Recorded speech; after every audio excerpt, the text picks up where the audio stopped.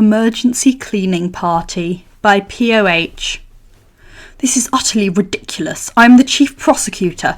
I don't have the time to step down from my duties to take on the average murder case simply because there's a powerful family involved. Clavier nodded, his phone tucked under his ear as he passed some cleaning rags to Trucy. Yeah, that sounds awful, Herr Edgeworth. So sorry for your pain. I know for a fact that the Sprockets have been leaning on the prosecutor's office. Have you spoken with them or not? Now that, Clavier thought about it, that did explain all of the email alerts from someone named Pierce Nickerty. Something about making it worth his while if he agreed to drop charges against the Sprocket family. He knew them by reputation, though not personally. It was to be expected. Families with that kind of influence were always trying to buy their way out of legal trouble. Those emails went directly into the trash where they belonged. It had been a waste of time for the Sprockets, as Clavier's automated replies should have informed them. He was out of the country and wouldn't be back from Khura'in for another week and a half. Evidently, the chief prosecutor had forgotten too. Well, did you refuse to take the case? Clavier snickered. Yeah, that's right, you're on your own, Herr Edgeworth. This is not a laughing matter, Prosecutor Gavin. I'll be making a note at next month's salary review. Oh no, not my salary. Edgeworth grumbled something under his breath. Unbelievable. Cowards, all of you. Even Prosecutor Blackwell. Prosecutor Simon Blackwell had his hands deep in sudsy water. Athena stood next to him at the kitchen sink, drying dishes at a frenetic pace in an attempt to finish every cup, plate and piece of silverware before he could hand her another one. Clavier rolled his eyes. They told Edgeworth about the trip several times. They both needed a vacation, especially Simon, so they decided to crash at Apollo Justice's apartment in Khura'in with Trucy and Athena. In any case, the situation in Khura'in was still shaky with the ongoing revolution. Clavier suspected that Phoenix Wright only allowed his daughter to go back because he knew that she'd have several adults accompanying her for the whole trip. If you see Prosecutor Blackwell before I do, you tell him what I told you about your salary review. Oh, I will. Have fun prosecuting the case, Herr Edgeworth.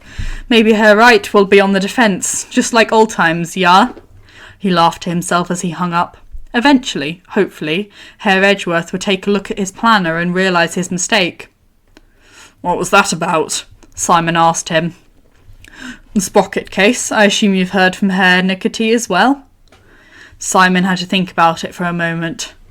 Oh, that rubbish. What about it? Apparently we're all too terrified of the Sprockets to take it on. I sent Herr Edgeworth our regrets. Simon doubled over laughing, striking the sink with Apollo's sponge. Of course, an international spy was child's play, but the aviators, I could never cross blades with such dastardly foes. My thoughts exactly. Clavier returned to Trucy, who had her arms filled with cleaning products. So, where to, Fraulein? Let's start in the kitchen and work our way around from here, she suggested. The apartment had been a mess when they arrived. Apollo had food, utensils and various other items stuffed into cabinets so tightly that something always fell out when one of them opened the doors. The sink was full of dishes due to the dishwasher being broken, 2 cartons of expired milk sat in the fridge, and the trash and recyclables were overflowing. And that was just the kitchen. Everywhere Clavier looked, he and his friends had been able to see where Apollo had quickly shoved something out of the way, in a closet or a basket or sticking out from under a bed. It was clear that the floors hadn't been vacuumed in weeks, if ever. And they hadn't seen much of Apollo. When they did, he dragged his feet from one place to the next, often rubbing his eyes and nodding along to whatever anyone happened to be saying, regardless of whether it made sense to nod. They'd eaten takeout during their first night in Khura'in, as Apollo hadn't had time to prepare anything else or even go grocery shopping. Then he'd fallen asleep in the middle of Trucy's demonstration of her latest magic tricks. Clearly, something had to be done.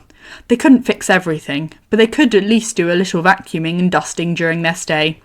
Their knowledge of common Khura'inese foods and spices was non-existent, but they were determined to have some kind of home-cooked meal ready for Apollo when he walked through the door. If nothing else, the vegetable stew and the magatama cupcakes smelled good. Rags and cleaning spray in hand, Clavier and Trucy went to work on the counter space and the floors. A crash startled them. Simon had dropped a whole pile of clean, wet silverware in front of Athena. "Hey, no fair," she griped. "I can't do all of these at once."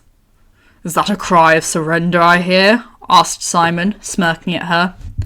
"How's this for a cry of surrender?" She plunged her hand into the water and splashed a huge amount across his jacket and onto the floor. Some of it landed on Clavier. "Ugh, watch yourself, Fraulein." Trucy let out an exaggerated gasp. "Clavier, we're under attack! We have to defend ourselves!" She twisted her cleaning rag in the shape of a whip. Athena ducked out of the way, then filled one of the clean mugs with water and flung it at Trucy. When Apollo stumbled through the front door a few minutes later, his formerly empty apartment was full of laughter, shrieks, and a lot of splashing. He blinked a few times, his brain not fully processing the growing puddle on the floor, or the four-way towel flight that had broken out in the kitchen. Trucy noticed him first. "Polly, you're home early." "Yeah," Apollo blinked again. "Surprise witness turned the whole case upside down. The judge had to suspend proceedings. That's got to be the 8th time in a row that's happened in a case. This week, I think." He put his hand to his forehead. The acute exhaustion was plain to see. Every time he looked like he might say something, the words didn't come out. Much like a computer loading, crashing, reattempting to load, and crashing again. Finally, he managed, "What are you guys doing?" Clavier glanced around at the water soaking their feet and the suds that landed on the cabinets. "I'd say we're doing the exact opposite of what we intended." "That's okay. We made this mess together and we can fix it." Athena clapped her hands together. "Apollo, you sit down and put your feet up. You need to rest." "Huh?" Apollo shook his head. Slowly his eyes moved around the kitchen, taking in the covered pot of stew and the partial stack of clean dishes, and the towels that everyone held, and the carpet in the rest of the apartment. "Hold it. Did you guys vacuum?" "We did. Now sit down." Athena pushed him into the nearest chair.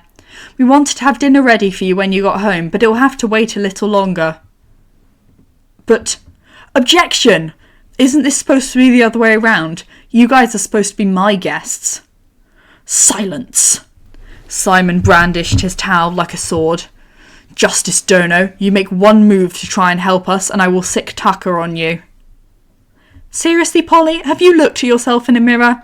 You can't give your best performance when you're running on fumes," added Trucy, her hands on her hips. Apollo opened his mouth, and they all chimed in at the same time. "I'm fine." "You're too predictable, Hair Forehead. We're not going to fall for that one." Apollo tried pushing himself up from the table, but he didn't really have the energy to fight them on it, and slumped back down again. His friends fell back into the rhythm that they'd started to develop before Edgeworth called. The dishes were soon put away, the trash taken out, a bowl of fresh stew placed in Apollo's hands. "Careful, it's hot," Trucy warned him.